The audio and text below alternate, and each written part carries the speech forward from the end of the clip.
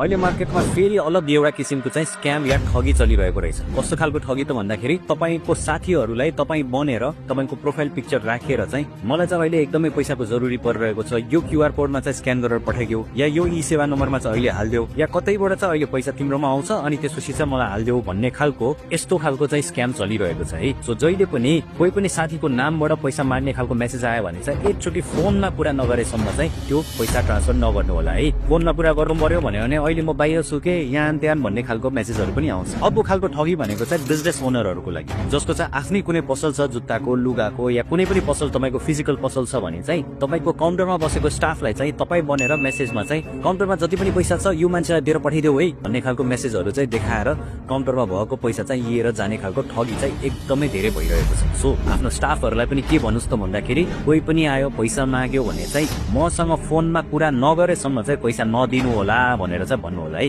किनभने यो किसिमको ठगी चाहिँ अहिले एकदमै मार्केटमा भइरहेको छ। त्यसैले पनि हामी चाहिँ एकदम सचेत पनि हुनुपर्छ। यो ठगीहरूको नयाँ नयाँ तरिका आइरहँदाखेरि पनि आफूले चाहिँ कन्फर्मेसन गरेर मान्छेसँग एक्चुअली बोलिसकेपछि या भिडियो कलमा देखिसकेपछि मात्र पैसा ट्रान्सफर गर्दाखेरि हामी चाहिँ सचेत बन्न सक्छौँ। सो अर्को पालि चाहिँ यो स्क्याम तपाईसँग नहोस् भनेर यो कुराहरू ख्याल राख्नु होला।